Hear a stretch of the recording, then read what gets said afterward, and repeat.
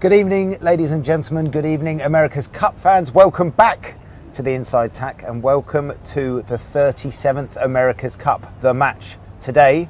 INEOS Britannia raced Emirates Team New Zealand in race 1 and 2 of the match for the 37th America's Cup. As I'm sure you know, Emirates Team New Zealand took both the wins today. We're going to talk you through our analysis, our kind of points that we've taken out of that racing from today, and we're joined as always by Head of Sailing, got the title right for the first time this time. Nice, mate. Thanks, buddy. Giles Scott, and pre-start coach and tactical coach Ian Williams. So, Giles, conditions today, we pushed off the dock. We knew that there was going to be a bit of cloud cover in the morning. Cappy said when the cloud cover cleared, we could see up to 14s, but... Yeah, we had light winds. The rain was hanging around the city in the morning, which is just holding the breeze off. We went out there, delayed our hoist, sat around for a bit, and the breeze slowly began to fill in. We ended up with racing around in 8 to 11, 12 at times. It was kind of sub 10 knots-ish all day, right? Yeah, little puffs over at times, but generally light and quite a bit of sea state around as well. That's right, and the kind of randomness of the day for me was personified when you're talking late to the boat about what wind readings you get off the top marks and what wind readings you get off the bottom marks. And I remember about 10 minutes before entry to the first race, you had up to like 11 knots at the windward marks and only 4.5 at the bottom, right? It really was struggling to get down the course. Yeah, it was, and it was it was tricky to get any warm up done today for both teams with the wind not filling in and butting up right against the start time, and then the wind suddenly built actually quite quickly, so we weren't delayed too long. It just filled in from the southwest, and it was a lot further right than what we've seen it generally. Like when we've had these, the racing from the southwest has been about 200, 210. Today we were seeing, righties towards 260s at times. So the race course was very different today than what we've seen previously. And just remind our fans watching at home, a lot of them ask, can you have communication to the boat during the race, like an NFL coach inputting into their quarterback? What's your cut-off time for communicating into us? You cannot for racing, and you've got until 3 minutes. Yeah. So up until the warning signal, you can talk, and then Rydell they switch our comms off, so it's only the crew on board that can talk to one another, and our circuit's cut off, and we're just a chase boat loop from that point on. Yes. Pre-start 1. In fact, let's not go into pre-start 1 with you quite yet, Ian. We'll get there. Don't worry.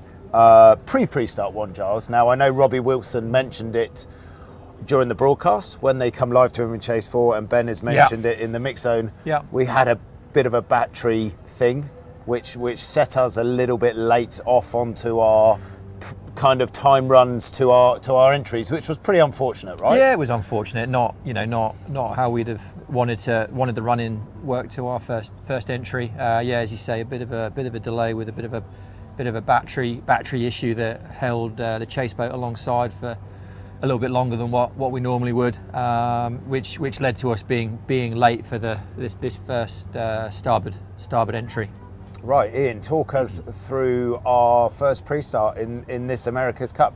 As Giles said, it wasn't something that we anticipated being obviously this late, but this is how the sport is. Team New Zealand entered on time, as you'd expect, and there we are out on the far boundary, kind of getting ready to enter on starboard. Yeah, we were obviously a little late for the entry, but it didn't really affect us in that I'm not sure what they were trying to do here, but maybe they're trying to attacking gas? Give us some bad air or something to prevent us from getting into the box. But either way, we actually got a pretty nice spot separated to windward. It's what you would normally want in a match race start. But I think there was a combination of factors here. They just did maybe a slightly better job of their trigger pull, maybe win a little bit of their gas. And you can see they've got a bit of a speed edge at start time. And that combined with a little bit of a left shift that they got at the boundary meant they ended up in a strong position. So combination of factors, some out of our control, maybe some in our control as well. Giles, a smidge of pin bias on that as well, as Ian was talking about. There was a left shift when they got to the left, but a smidge of pin bias or not? Yeah, there was a bit of a lefty, just making that pin quite strong, and it is tricky for the teams to keep on top of that through these pre-starts, because when you're circling around and reaching around in the yachts, it's pretty hard to get a really accurate wind direction off the yacht. And no cal time as well, so but both yachts were having problems with the calibration at this point, because there's no warm-up time to get that dialed in. Now, explain that a little bit further in. What do you mean by sort of calibration? Well, not really my department, but what the clever people do is that when we sail around and practice before the start, they tweak the instruments so that they read the accurate wind speed and wind direction. Right. And they have to do that every day on these yachts to have it accurate. And if you just pull the sails up and go start like that, which is effectively what we did today. Which is what we did, and it was a problem that both yachts had, but it just means that the information you're getting is you can't trust it in quite the same way, which makes it much more difficult to control these situations. It is amazing how hard it is to get an accurate wind direction and wind speed to the yacht with all the upwash. There's so much going on, and it's not a new problem. Yeah. But with yachts that travel this fast, it has pretty big implications as to some of the instrumentation that all the sailors use. And as Ian said, it's not a battle it's a battle that all teams are fighting. And to finish race one, I was on the boat, so obviously I have no idea what went on. But first two laps felt all rightish. I mean, I think Benson in his press conference feels like two evenly matched boats. Maybe they had a sniff upwind speed performance, call it. We had a sniff downwind performance, but kind of what we would have expected from them when they're ahead, Giles. Yeah, I mean, it's we're going to spend a lot of time tonight having a proper look at it. But yeah, I think if either boat was ahead, likelihood is that they would have managed to keep it that way.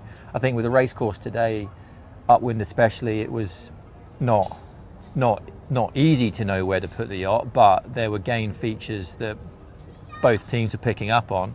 And with the wind speed being what it was, manoeuvres are so costly that it's actually really difficult to break a cover and then get back to the right side. Yes. And I think you saw a little bit of that with Team New Zealand they were going really well upwind, but they were also in the lead, able to hedge the right way, which more often than not meant we had to break the wrong. So tricky being behind today for sure. Yeah, okay. It always is, but particularly today. So race one of the 37th America's Cup went to Emirates Team New Zealand. Congratulations to them. But then can we call it the highlight of the day? I kind of think in sporting context, it was a huge moment in the sport. It was the final of the Women's America's Cup, the first ever Women's America's Cup, a race between Athena Pathway, headed up by Hannah Mills, and Luna Rossa Prada Pirelli. They have gone through a series of 12 teams to get to this two-boat final, and we saw an incredible match in. Yeah, it was a fantastic match, very close. Unfortunately, didn't go our way again, but yeah, I think the girls did a great job at sticking at it, keeping it close, and you've got to give credit to Luna Rossa Prada Pirelli for getting the job done. Late entry here by Luna Rossa. Not sure if that was deliberate or not, but actually gave them quite a nice spot to jump and start tight leeward in this race, and I think this was certainly a key part of it. They got a pretty good spot off the start line and were just able to squeeze us off on that first board out to the port boundary. And Giles, you were on board Chase 2 whilst this race was going on, and it's safe to say, yes, it would have been a moment in time for us, yet we were analysing our own race, but it's safe to say that all of the senior team, the INEOS Britannia team, were glued to this, cheering the girls on, right? Yeah, we were a little bit torn because, as you say, we were analysing race one with this going on in the background, being quite the distraction. But yeah, it was a great race, and yeah, I'm unfortunate for the Brits not not to quite have enough to get past. But yeah, what a race! And as Ian said, kept close all the way around. And I think the whole event's been a massive success. And we were sailing the AC40s a year ago now, and I'm certainly very fond of them. They're awesome. We call them little boats now, but they're not little boats. They're weapons. Yeah. It's been both the youth and the women's events have been amazing. Fantastic. And I think we should leave the final word of the Women's America's Cup from our Athena Pathway women's skipper and CEO Hannah. So Hannah's onboard interview. Yeah, it's been a long, amazing campaign. We've put so much into this, and I'm just so proud of all of our team that have worked so hard to get us to this point, and obviously our friends at INEOS Britannia who have been just unbelievably amazing as well, supporting us in this journey, and obviously the America's Cup and everyone that's put it on. I think this is for sure just the beginning of particularly women sailing in the Cup, and I'm so proud to be part of that first ever women's event. Obviously gutted to not deliver today, but just for the sport and for women sailing and for the young girls out there watching, like that this is happening and it's going to be your time next.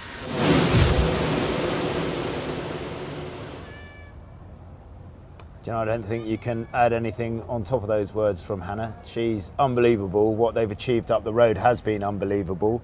Our youth team finished third, which was fantastic, and Hannah lost the final, finishing second. So an amazing result for Athena Pathway. But we have to give credit to Luna Rossa as well. They won the women and won the youth. So chapeau to that team. Yeah, indeed. Impressive. So Hannah, all the love and respect to you guys up the road, and as you said, this is just the start. We know that. So then, race 2 of the sailing today. Giles, the wind speeds conditions changed much, or not really for this? It picked up a little bit. We raced on our J2. Yeah. So yeah, a bit of a head sail change for us. And actually, did they change? They went J3. Yeah, they went J3. Yeah, they were J3. So both teams stepping down a code smaller. But hang on a minute, before all the keyboard warriors start writing about, you got the wrong jib call and all of that, the jibs are out of phase, right? We think the jibs are out of phase from our recon. In terms of sizes, they're not like our J1's the same size, their J2's the same size. I'm not going to go to battle with any keyboards. I did that and it didn't go well. I'd imagine it didn't.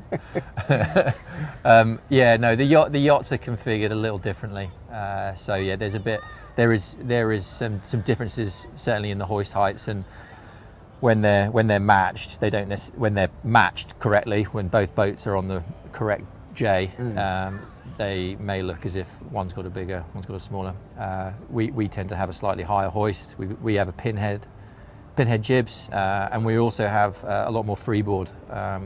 So the tack of our jib sits a lot higher. So yeah, there's little differences in there. But we're happy with both our jib choices for both races today, weren't we? Yeah, we were happy. We felt like we were on the right jib for both. And I'd imagine that the Kiwis would say the same. Yeah, because that's why you practice and get these calls right. Touch wood. Ian, pre-start for race 2. Talk us through this one, legend. Yeah, a really interesting one. I think obviously they expected us to do this circle from the port end, having done it in every race in the Louis Vuitton final, and they chose to come back and try and pick us up here. And they protested there, right? Yeah, there you go. They did. I don't think the umpires would have thought. Yeah, there you go. No penalty came through pretty quick there, unsurprisingly. And I think it put us in a pretty strong position, leading back to the line with not a lot of time to kill. And honestly, I think they did a great job of just sending it in here, and I guess a little bit hoping that we weren't going to shut them out, but maybe judging it well as well. And they got in there with a bit more speed and were able to tack away. A couple of seconds either way, and it could have been a different story. But nice job by them in the end there. Almost a move in the TP52 fleet, famously known as the dead bird, coming in late at the starboard end, tacking out. Yeah, people who've done a bit of that would know about the dead bird. Well, sorry, go on. First dead bird of the competition, I think. Yeah, it's not normally a match race move, and it doesn't give them any control, but it certainly, I think it gets them out of the trouble that perhaps they were in. So good, good get out of jail free card, that one. And Emirates Team New Zealand led around the first windward gate by about 10 seconds, but the first downwind there was a lead change. It got kind of sporty, and I'm sure it'll add fuel to the fire around the speed differences upwind versus downwind. That will go on, which is great. It's why people watch sport. But there was I think we crossed ahead after the first upwind, which we have got teed up here. We crossed ahead on the first downwind. So first upwind here. Yeah, this is the first cross where we dipped them. It was obviously very tight. We just lost the video there. But so we were coming out from the, here we go, Ian, talk us through it. From the left side, so we've just done the 1 tack, they've done the 2, but they picked up a little bit more pressure on the right-hand side, and that just gives them that first cross. Still tight coming into the top gate here, and I think, they get the option here to pick the gate, and I'm not sure if it's boat speed or whether it's a bit more pressure that we picked up, but we managed to come right back into the race here, and really there's no control here. This is anybody's race at this point, and really could have gone either way. Giles crossing on the first downwind then, but it's kind of that wind strength where that was almost too close to kind of jibe and match them out the other way, or right on the edge, isn't it? Right on the edge. It's close, but I mean, you can see there with the speed differences between the yachts. There's probably a little bit of a lefty in there with us sitting on 41 knots on starboard, and the Kiwis look like they're trying to sail out through an unfavourable shift, potentially getting a bit slow, maybe a little bit stally. Down more like 34s, 35s here. So, I mean, it was all on. But unfortunately, it didn't last too long. And when we came to the end of this leg 2, New Zealand had the lead again, slightly extended on the upwind again for reasons you've already spoken about. Yeah, it was close. It was close for the first 2 laps, and eventually, when we got the split, they went out to left boundary on the third upwind with only maybe a 10-second lead around the leeward gate. We went right. They picked up nice shift and pressure on the left-hand side, and in my mind, that's all she wrote for that race. Is that a fair synopsis? I'd say that's pretty fair. Yeah, it was, from that first cross point there where we got the lead. As you say, the Kiwis stood on and almost got that gain that we had back. Yes. Led round the bottom gate, and picked the right side, and it was over. And Giles, I'm gonna ask you a question. Here's a real insight for our fans at home. Dylan made a comment in capture. Dills, don't kill me for saying this. He said it feels like racing, like a different style of racing to how we've raced against Prada and how we've raced against Alinghi. Like all sports, like if you play Wales in rugby or All Blacks in rugby, there's different styles that you're coming up against. And Dylan said today it feels like a different style to what we've come up against in the LV. Yeah, and not saying that it's better or it's just different. Well, it is different, and he hasn't said that because it's a surprise. We knew. We knew that, and we've been planning for it. With all the work that we've been doing in the run up to this, we have been expecting that, and I think that the pre-starts today that you saw have kind of shown that a little bit. It's not quite as formulaic as some of the pre-starts that we've seen historically. So it's all on. We know it's going to be tough, and the Kiwis are pretty handy, and we're going to have to bring our A game from tomorrow to beat them. Yeah, there's a reason they're going for the 3-peat, and that's because they're pretty handy, Giles. We've got just enough time for a few questions at the end of this first show of this America's Cup. How many jibs have we used, and from the ones that we are allowed, and how many have NZ used? Now, it's safe to say Team New Zealand will be on all brand new fruit. We would expect pretty much today. Like, obviously, they haven't gone through the battles of the LV. That's like a defender's privilege, right? Yeah, so it's every team is limited on the number of sails that they can card, and I am not going to say the number because I'm probably going to get it wrong, but I'm not going to even say. Anyway, we've hit our maximum quota. Yep. So we've used all our cards, and we've run it pretty carefully to make sure that we have new sails in good shape for the America's Cup. But as you say, we've got to be on point from the round robin ultimately. So it is slightly different, but yeah, we're out of sail cards. and I'd imagine the Kiwis are as well now. But yeah, they'll have a few newer ones, I'd imagine. Yeah, that's a fair point. A question from Freddie here. Kiwis foils look larger. Are they, and why? Giles, sorry, and I'm going to go to Giles again here, chat. It's fine. They may be slightly larger. We measure them off photographs, so we have a bit of our designers have an error bar in terms of how confident they are in their measuring method, and they're pretty similar. Maybe a click larger than the foils we're using. Yes, okay. And that's all from photographs that we're scaling and guessing, a really well-educated guess. A very well-educated guess. And it's pretty handy in these yachts because with the windward foil it comes up and it's stored pretty much, not exactly vertically, but close enough to it. So you can get a 90-degree photo and do some scaling off some known measurements from the yacht and work it out from there. I'll tell you what, Mozzie Sales gives us a shout out on his amazing podcast reviewing bits and bobs. So shout out to him. Freddie, if you want to go and learn about foils, go and tune into that, and there'll be 20 minutes of foil chat to fill your heart's content, let's say. Ian, what did we learn today? I think we learned that the Kiwis are bloody good. It's going to be a hell of a battle. Yeah, I guess we learned that, didn't we? We relearned that, they were going to be good, but we're definitely in it. They didn't blow us away. We couple of real fine points off the start. If we'd got ahead, it feels like we've got the speed certainly to stay ahead. It's hard when you're behind. Yeah, and Giles, tricky day to read too much into. Everyone's going to be talking about performance. Who's faster? Who's slower? Yeah. Tricky day to pick too much into that. It is a tricky day to try and pick it out, but we're going to give it a good go overnight. But yeah, it was tricky. Shifty, puffy winds. It's always going to be difficult. But the yachts are close. The yachts are close enough for either team to win races, and that's certainly what we're going to focus on. Yes, good man. Well said. Outlook for tomorrow is slightly lighter than today, but today was slightly lighter than forecast, so it could end up being similar-ish to today, the kind of 6 to 10 knot range again.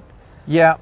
So hopefully, if Cappy, our weather forecaster's numbers come good, we'll be racing no problem. But yeah, there's some potential for a little bit of waiting around in those lighter winds. So and fingers crossed we'll get away. And you've already mentioned there was a slightly confused swell today. That's less of a feature potentially. Yeah. So slightly calmer seas tomorrow, which again another very slight change in conditions from today. So yeah, another chance to see how the yachts stack up against one another.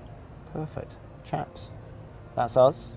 Thanks for joining us. It's really quite nice for me. You had a nice little balance at the end of the day. Send me off to bed happy. Yes. So tomorrow, that was the first day. I think we reaffirmed what we already knew about Team New Zealand. There's a pretty good reason why these guys are going for the three-peat of America's Cups. They are an incredibly sharp outfit. But we feel like we're in a boat race. We feel like we've got a great boat, and we are going to come out swinging tomorrow, as always, in our measured way. And we're looking forward to that. So it's races 3 and 4 of the 37th America's Cup tomorrow. We will be debriefing it this time tomorrow night. So join us then on the Inside Tack.